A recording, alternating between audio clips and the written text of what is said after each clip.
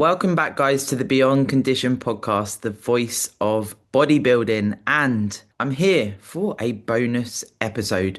This sprang to mind because I, of course, have multiple conversations every single day about all of the different, essentially, parts of bodybuilding. And that goes beyond the phases and that goes beyond the physique development side of what we do. And it got me thinking, could I bring you some bonus episodes talking about conversations that I have that get me thinking? And for sure, I absolutely have a brain that is very inquisitive. And also, for those of you that don't know, I have a photographic memory. So when I essentially engage with certain people, and that might be some of you guys, I remember where I was very, very vividly, sometimes the date and the time. I recall conversations quite literally. And this is where, when I say I'm honest and I stick to my words, I remember pretty much everything I say, particularly when it's a big statement. And this is why back in what our words, the words that come out of our mouth by reality is super important to me as a fundamental. And I feel like absolutely in the world that we're in, social media, the pressures we can face, and that goes beyond social media, right? We can absolutely say things and, it's in the spare of the moment and we maybe don't follow through. And there's various things that can happen off the back of the pressures we face and then essentially the words that come out. And something that I always try and facilitate in anyone that I speak with, particularly, when we're going down the bodybuilding endeavor, is that if we say words, we look to stick to them. And that's important. It really is for me as a fundamental, essentially morals, right? And what I put out. And the conversations I have, as I say, I can vividly remember a lot of them, particularly when they mean something. And bringing you this bonus episode, I'd like to continue doing these. And hopefully, guys, you find them interesting. And if you do, I would love to hear from you. I really would, because as I've mentioned previously on the pod, I'm gearing the ship, or steering the ship, shall we say, into what topics are covered, what guests I bring you, and everything that is done for the podcast is done by me. So I literally do everything. And so, consequently, it's really important that I'm doing that to serve you guys. My passion to serve you is unbreakable. And it literally is. You guys are a beat in my heart. So hearing from you that I'm on the right track is important. So if you get an opportunity to share any of the episodes on your story, or you want to send me a message to say, absolutely, I'm loving whatever episode or the direction the podcast is going in, is extremely helpful for me. Now, this conversation I had was very fruitful, shall we say, excuse the pun, to what we do as bodybuilders. Now, this can be lifestyle bodybuilders as well, but generally speaking, I would say it's into the competitive realms because, of course, bodybuilding in itself, we can absolutely commit to the multiple phases as a lifestyle. And I know plenty of people that do this. Or we can obviously take it to the extreme of going to stage. Or maybe this is based on a photo shoot, which absolutely can be as hard as a stage prep. It absolutely can. I've seen people that have got ready for a photo shoot that are peeled, but they don't want to step on stage. So this relates to a multitude of people. And the conversation I had was a guy at our gym, really, really nice guy, first time getting pretty peeled for a photo shoot. And he's done the photo shoot, a couple of weeks of reversing out and then heading on holiday. And I was like, well done for doing the shoot. It's a testament to yourself for getting this lean. And he was like, I don't know how you guys do this.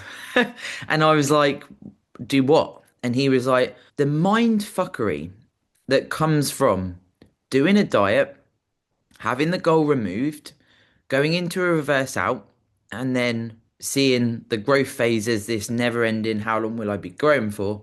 And then you do it again. And you do those three parts consecutively. And I was like, you've got a good point there, actually.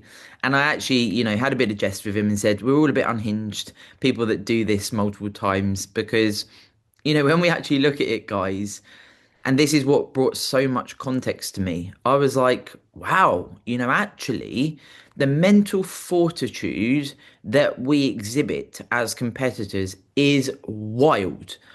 And I was really like, shit, I know that it's hard. I know that it's extreme, right? We know that.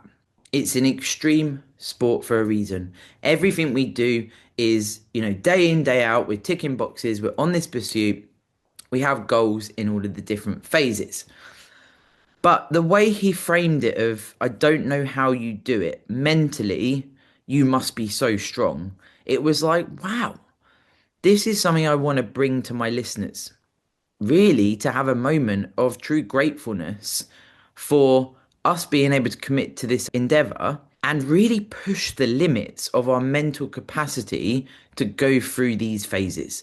Now, he described, the portion of time after the shoot, and this was like on week 2, just before the holiday, of a real mind fuck. Having to let go of that condition that he'd worked incredibly hard for over, I believe it was 16 to 20 weeks. Best condition he's ever been in. And he was like, so now I've got to let it go. And I was like, to a certain degree, yes. Of course, depending on your reverse out, we can look to maintain a good level of body composition, much like what I'm doing with my reverse out. I'm looking to grow really steadily. I'm not smashing a load of food. I'm not smashing a load of anabolics. I'm just slowly titrating things in the direction that I would need to grow quality muscle tissue. Now, does that come with essentially, how do I frame this? Does that come with times where I'm like, whoa, I'm still carrying fatigue? I'm really hungry. Yes, it does. It absolutely does.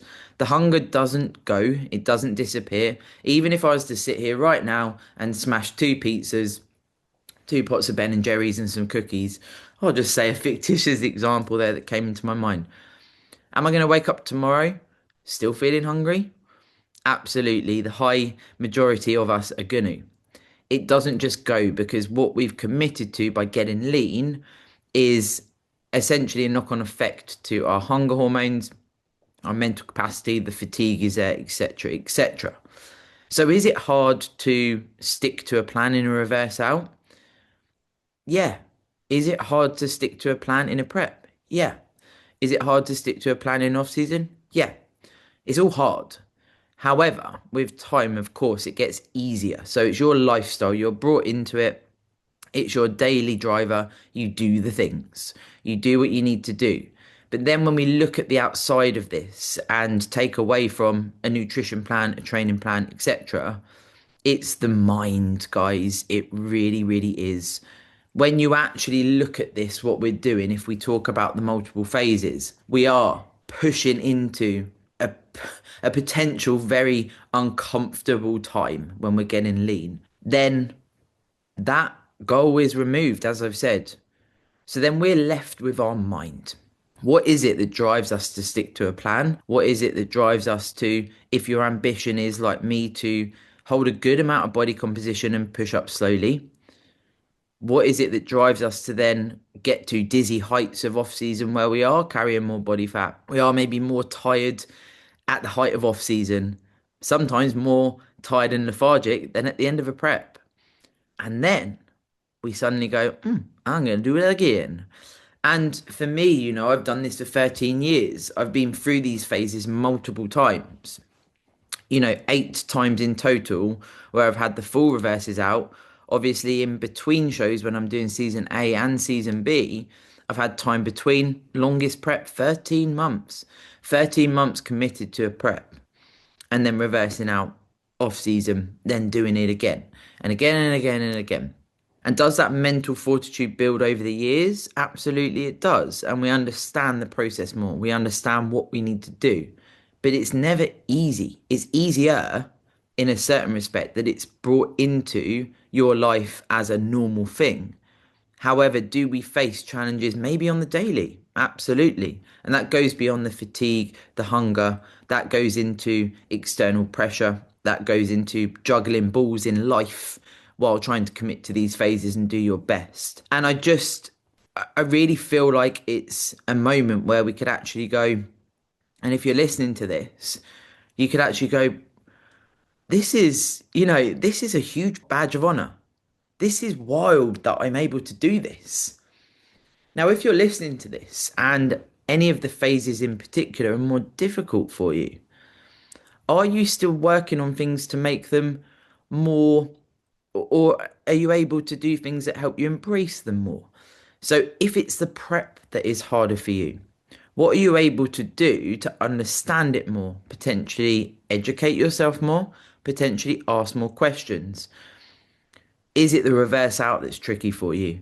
And I'd say, and I put this on my story literally yesterday after my check-in, I saw a post saying that the reverse out is the hardest bit because of the goal being removed, but also everything that comes off the back of a prep. And it literally said, this is where people fuck it up. And I feel that it's a hard one really, guys, because absolutely in the early days, reversing out, fuck me. It is savage. It is so hard. It really is. And I'm not going to beat around the bush. I'm absolutely not. Now, again, does this get easier over time? It's more that you know what to expect, but it doesn't mean that you're immune to thoughts and feelings. It doesn't mean that you don't want to have some different foods or social occasions or whatever it may be in your reverse out. It just means that I feel like you're a bit more aware of what the knock on effect could be if you A, overeat, or B, self restrict. What are the knock on effects of both of those? And both of them come with consequences, right? And this is where I'll always say keeping your coach or having a coach in the reverse out is super important. I've actually got clients that I've taken on for the reverse out. So they've done the prep, they've decided to change coach, and they've come to me for the reverse out. So it might not necessarily be that you keep the same coach. I just want to sort of caveat that because if the experience wasn't what you wanted or hoped for, or you're reflective of actually, I need to work with a new coach for this portion of time, there's nothing wrong with that if that's the right decision for you. So it's not necessarily you have to keep the same coach. Of course, there's merit to staying with a coach. It's something I talk about a lot because that coach gets to know your body, there's data, etc. However, the clients I've taken on in reverses out are they're not happy with the coach, and actually there's been some abusive type relationships where I've taken clients on, and that period of time could have been a hell of a lot harder if they didn't have a coach that they were able to gel with, and that then facilitate more success in the reverse out. So that's the thought process there. So having a coach basically is, I believe, truly important. It's almost like we need a coach more than in a prep to a certain degree, but having a coach throughout is important. Now, you might self-coach like me. That, of course, that's something that I also put in my stories. It's taken me over 13 years to get to this point where I'm coaching myself. And that was a big, bold move for me to do that. And I'm extremely happy with my decision. So again, an extension, if you're looking to self-coach in the reverse out, I would absolutely recommend that you really understand if this is the right move rather than it be sort of an emotional response, or if we're not in that spot. I personally believe I needed over 13 years to get to this point. The education, the upskilling as a coach combined with 13 years of competing, bearing in mind, as I've said, before this diet, 7 competitive seasons I've done. That's a hell of a lot of seasons, guys. That's preps, reverses out, back-to-back shows, off seasons, all of these things. And that's asking questions time and time again to understand the realms. So if you are self-coaching, just try to think about this logically to facilitate your success in the reverse out into the off season. Now, when we look at this as a whole, these phases that we're going through, as I say, it is wild what we're doing there, and we learn from mistakes. And the important thing is we learn from mistakes. The description of insanity is doing the same thing over and over again. So if we were to do the same thing we did last post show and we weren't happy with the result off the back of that, if you do that again, well, you're insane, guys. No, but I mean that in jest. But there's got to be some level of self-awareness there. And what I would always say is the mindset evolution that you can gain from bodybuilding in itself, whatever phase you're doing, whether you're doing a photo shoot prep, a comp prep, you're a lifestyle bodybuilder, you can take a hell of a lot from this. And I want you to take a moment to go, do you know what? And if you are sticking to a plan, you literally monitor your food, you train consistently, you do steps, you monitor your fluid, your supplements. If you're assisted, you utilize PEDs and you've got a schedule for that. The list goes on. Potentially, hopefully, you have some level of sleep routine. There's a lot. There's a lot. But if you're like me, what would it be without that, right? Like, I often think, shit, like, what would this be like if I didn't have bodybuilding? What would I do? It would just be work and what else? What else would there be? And that's how I choose to format my life. We must always remember that this is a choice. We are extremely privileged to do this because, again, if you're anything like me, watching your physique in the different phases, when you get the true understanding of bodybuilding, and you're able to flex through the phases and seek enjoyment through all of the phases, this is where the magic of bodybuilding hits new. You get excited for all of the phases. And this is what I want you to think about, the mental tolerance and the resilience that we're building in a prep. That transfers into all the phases. This is a lifestyle. It truly is. And if you buy into it, success comes because we're able to feel success in pretty much every day. Whatever happens in life, whatever comes up, it's like, I know I can get through this. I have the fundamentals of bodybuilding on my side. Yes, some of those fundamentals might need to be negated at times. We might need to prioritize other things in life. But that doesn't take away from what you're doing as a bodybuilder. And that's often lost in the space. I could absolutely go on many tangents here with what can take away from your own journey, including comparison to others, letting pressure get on top of you, not seeing this for what it is. It's an opportunity and a chance for you to develop your physique, develop your mindset, and essentially unlock levels of mastery that the majority of the population, won't experience. Now, do they need to? Absolutely not. This is our choice and our endeavor. But how cool is it that you get to manipulate vectors and be able to essentially develop your physique and your mindset? I mean, this is where my passion does not die from the moment I stepped into a bodybuilding show and I looked around and I thought, shit, this is so cool. Like, who are all these people?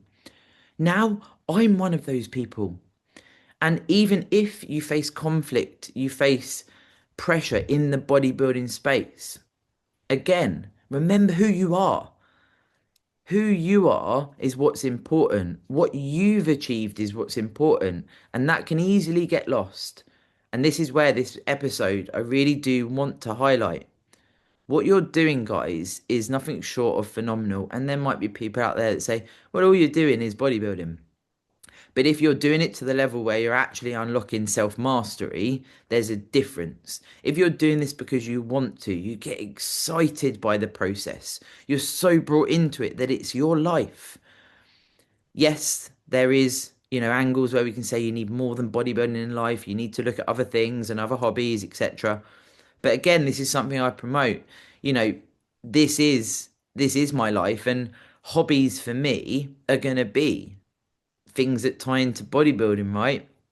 Going for a country walk and looking round, being stupid with bodybuilding stuff on holiday, being weird. And I'll give a shout out to Sophia here, where when I went on holiday just after the diet, we were messaging photos and she was on holiday, and it was like we've got pots of whey, we've got ways to move around things on holidays and do things so that we can stick to being bodybuilders, and we want to be weird and wonderful. I don't want to sit there and be like everyone else. I absolutely do not. I want to be different for myself. And that attracts my tribe. It attracts people like Sophia. And it's like, that's normal for us. That's our normal. We don't need to fight it. It's fucking cool, guys. Like some of the stupid shit I do, and I'm like, hashtag bodybuilding wanker. Like, this is me exploring being the most authentic, wild version of myself because I found this thing. It's not what the majority of the population do. And let's face it, guys, the undercurrent in this episode, it's because a lot of people don't want to or they can't. They can't. And whether that's because they've got other commitments, because, like I said, they don't want to, or because they don't have the mental tolerance to do it because it's not easy, like I say. It's something that we master over time as a skill. It's an art. We're building our masterpiece. And I feel like at times we can forget that, guys. Sometimes we need that reminder of how badass we are, how epic this is, and truly what's possible when we commit to this lifestyle.